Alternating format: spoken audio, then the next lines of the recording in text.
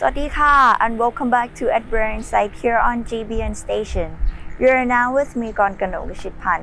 This week we have two online Buddhist events in Thailand and Malaysia for you all to check out, followed by two meditation trends, and lastly the temple tour in China. More than 2,100 Buddhist devotees gathered via Zoom video link on Friday to attend an annual prayer and lantern ritual held in Thailand to mark Makha Busha Day. The ritual began with a prayer in Pali, the language of ancient Buddhist scriptures, from a podium inside a sacred stupa, after which hundreds of saffron-robed monks lit a sea of lanterns amid chanting. Makha Busha Day, one of the most important Buddhist festivals, usually attracts tens of thousands of believers to the Dhammakaya temple on the outskirts of Bangkok. But this year, the temple has organized a 280-meter-long LED screen where devotees can attend virtually as a precaution measure because of the COVID-19 restrictions. Due to the COVID-19 situation, we are holding an online ceremony this year. Normally, there will be hundreds of thousands of devotees who attend and light the lanterns here. Prasanit Wongwuthi Wangso, the temple's director of communications, told Reuters. The participants were mostly Thai, but Buddhist devotees from other countries also attended. A selected group of 1,000 white-clad devotees were physically present at the temple to light lanterns on behalf of the virtual participants. The COVID-19 pandemic has brought a lot of changes, and even Penang's iconic 130-year-old Kaloksi Temple in Eratam hasn't been spared as the annual lighting up ceremony were held via live streaming online. Annually, hundreds of people would gather around the temple to witness the lighting up ceremony, which would transform the temple into a fairyland of lights. Kekloksi's temple's trustee, Datuk Zuri Stevenoy, said the ceremony was received through live streaming as devotees are not allowed to gather in the temple due to the standard operating procedure during the movement control order period. The temple was illuminated all the way up to the 33.6 tall Kuan Yin statue and pavilion during the Chinese New Year festive period from February 7 to March. The temple trustees still hope that visitors and devotees would be allowed to go to the temple next month, provided the COVID situation has improved. For many, coffee is the first step in the morning. Enjoying your cup of hot or iced caffeine can be a much welcome moment of quiet before you jump into the rest of your day. Starbucks wants to make that part of your daily routine even more special by teaming up with the Hate Space to create a culture of mindfulness around enjoying your coffee. The guided meditations will turn your morning coffee or midday caffeine break into a moment that allows you to reflect on your day, feel gratitude, and refresh yourself for what's to come. The curated series of meditations will be narrated by Hate Space Director of Meditation, Eve Lewis, and will focus on acknowledging your senses, like smell, when drinking your beverage, or call on you to take a screen break during your workday to enjoy your drink. Teaching mindfulness, the art of appreciating the small things in life, to children isn't easy. Here are 10 books that could help to start their mindfulness journey. 1. Mind Hawk, the First Story. This book, by Emily Aber and Vanessa Love Groups, tells the story of Jack, a very busy boy whose mind often feels busy. This is a very gentle storybook that looks at self-soothing and how good habits early in their child lives could help strengthen their mental health as they grow. 2. Elmer's Walk. For very young children, David McKee's Elmer's Walk provides an excellent introduction to mindfulness. Elmer is going for a walk with his friends and wants them to stop and smell the flowers and take notice of the colors. But his friends are too busy and just want to move on to the next place. Eventually, as day turns to night and the sky is filled with millions of stars, Elmer convinces his friends to lie down and take in the beauty of the universe. 3. No Worries Mindful Kids, an activity book for young people who sometimes feel anxious or stressed. Created by Lily Murray, it contains simple activities and tasks enabling children to color or simply doodle their mind to a calmer mind, thus relieving any stress or anxiety they may be feeling. 4. I Am at Peace. Author, yoga lover, and mom Susan Berde has written a number of books for children that deal with emotions and how to cope with them. I Am at Peace shares her knowledge of mindful techniques to encourage children to connect with their surroundings and to make the most of the natural world. 5. Breathing is My Superpower. Sophia, the main character in Breathing is My Superpower, teaches kids how to manage their emotions in difficult situations through 5 different breathing techniques. 6. The Friend I Need. Being kind and caring to myself. The story takes you through different situations where children come under pressure and the ways in which they are kind and supportive to themselves. Some of these scenarios take place in the classroom, so this is a book that would be great for school-age children. 7. Ruby's Worry. This story is centered around Ruby's worry, which at first isn't big but eventually starts to grow. We find out how Ruby learns to cope with her worry and start to feel more like herself again. 8. How Are You Feeling Today? This is a great book for kids to dip in and out of when they are struggling to deal with a certain emotion. They can pick from the feelings that relate to them and then see the range of imaginative ways to help cope with that feeling. 9. Calm Down Time. Through breathing exercises, creating a quiet place to calm down, or asking for help from a grown-up, Elizabeth Werdick gives some simple methods that are easy to communicate to toddlers. 10. The Happy Self Journal.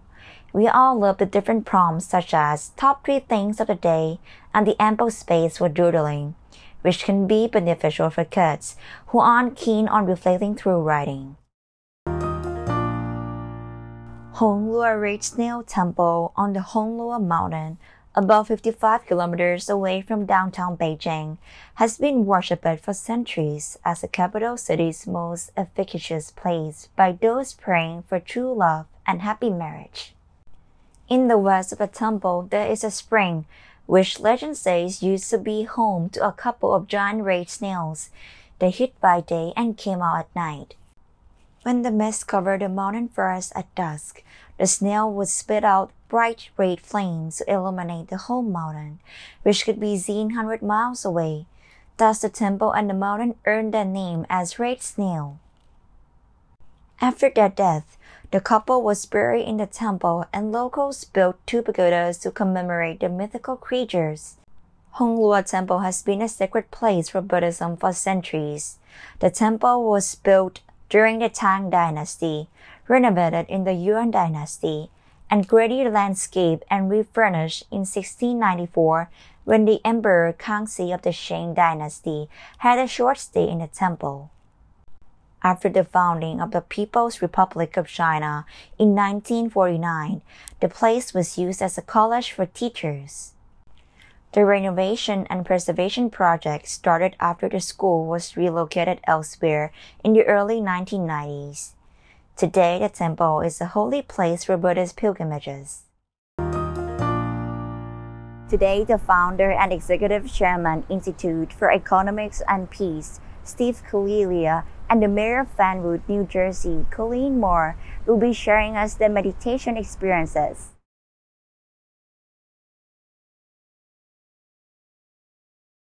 I've now been practicing meditation for about 45 years. And one of the things with meditation, I think it really does transform us internally on the way that we view and act in life. I think in many, many ways, what it does, it makes us just that little bit more detached from our emotions and our thoughts. It gives us the ability also to be able to view them and see them and understand them in a better perspective. And that, in many ways, just helps over time to make us better people. But meditation is not something like turning a light on overnight. It's something we need a regular practice at, something we need to do daily and over a long period of time. Because the changes are slow, they're gradual. But having had those changes, you can never go back. They're always the same. I myself have practiced a lot of Buddhism in the Tibetan traditions, particularly with the Dalai Lama. And I was with him maybe about 18 months ago, and there were a group of people who'd come in who'd created charities working in conflict zones. So these were countries like Lebanon, Syria, Libya, Iraq, Colombia, Mexico. And what was interesting, they'd ask him these questions, and some of them were hard questions. I can remember the second person to speak to him asked him a question and said, well, look, I'm working with this group to create peace, but the same group murdered my mother and father. How do I emotionally deal with that? And he never answered any of the questions directly. What he did was go back to a story about his life. And so the first day, people weren't so sure. Second day, everyone's leaning forward intently to listen to him. Third day, they were crying. But what was happening here was transcendental. It was beyond the grip of the people in the room, because the energy and the power he operated from worked at a subconscious level or a transcendental level. And that's the same thing you have with your president and the other great monks there in Dharmakaya. The time I spent there last year for me was truly profound, truly profound. And this energy, in many ways, it's working in the subconscious, as I've said, but it also works systematically. So we live within these bigger systems. And I think as we develop and we get deeper and more in touch with ourselves, we start to now work on broader issues about humanity. And in many ways, many of us will end up on peace. And that is what's happened to me. So the development of the Global Peace Index, in many ways, and positive peace, were in many ways the way I tried to reach out to create a better world. And what I realised from the study of that, we live in these vast systems which are interconnected in ways we can never, ever understand. But if we think about the inner peace and we think about the outer peace, the two are connected in very deep ways. So we can only go as far in as we can go. But the environments around us, in many ways, set the conditions for which we can actually start to appreciate our inner self. Imagine if there's no Dharmakaya. So the outer environment which wouldn't allow it to occur. So that outer environment is incredibly important. And that's what positive peace is about. It's describing the outer environment which leads to a conducive environment for people to develop their inner peace. So the outer and the inner are inexplicably combined, almost impossible to separate. This age of COVID-19, and for you all this year, is different than any other year you've done it. Normally, 250,000 to 1 million people are gathering together in Bangkok for a great celebration. Today, everyone's scattered through 1,000 rooms around the world. It's a very, very different environment. So what will COVID-19 mean for the future? In many ways, for me, it's been good. It means I've had more time in my house, more time to myself, therefore more time to meditate. And I've truly enjoyed that aspect. But COVID-19 is not going to go away soon. I believe we'll feel the effects of this for many, many years to come. Many of the effects will be economic, and those economic effects are going to move on and lead for harder times going forward. There'll be more unemployment, there'll be more civil unrest. And so in this kind of environment, it's very, very important for all of us, and I mean all of us, to really focus on our inner self and being able to actually manage any afflictive emotions which arise. Now, at this point, I think I'll stop.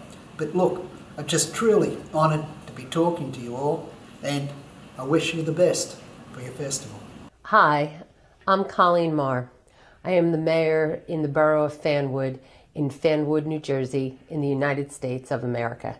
I want to thank the Dhammakayama International Meditation Center, which is here in Fanwood since 1998, for asking me to say a few words about the Universal Love and Kindness Day. I consider myself so lucky to be a mayor in a town where the Dhammakayama Center is such an integral part and fabric of our community. They are dedicated to teach us meditation and to restore tranquility to the world through inner peace.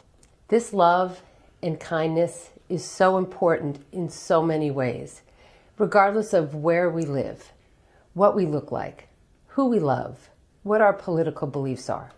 Right now, the world is not at peace. Here in the United States, COVID-19 has caused us anxiety, stress, fear. We are closing in on close to 500,000 United States citizens who have died from COVID-19. We see anxiety, depression, loneliness in our adults, in our children, mental health problems. And also here we are experiencing a significant conversation on social justice matters conversation, because where racism exists, it undermines our mental health. So how can we execute peace, world peace, individually against this background? As mayor, I work so hard to ensure the health and well-being of my community. I support wellness programs for both the mind and the body. I support being a part of Here to Help, which is a group of organizations in our community that come together, exchanges best practices, and I am a big part of Truth, Racial Healing, and Transformation of the Fanwood Scotch Plains community to have those direct conversations about racism and how we get past seeing one's skin color. So I believe that we need to understand and commit to a shared responsibility, a shared humanity. We need to create a caring society. Thank you very much for sharing us your inspiring stories. And I believe that every minute of meditation could lead us to world peace. Let us end at prayer insight with the Lord Buddha's Dhamma quote. There are, O monks, 3 ways of making merit. What 3? There are ways of making merit by giving, by moral discipline, and by the development of meditation. I hope you enjoyed our news this week, and make sure to check out all episodes of our At Prayer Insight News program on our website, gbnus.com. Thank you for joining us. See you again next week. สวัสดีค่ะ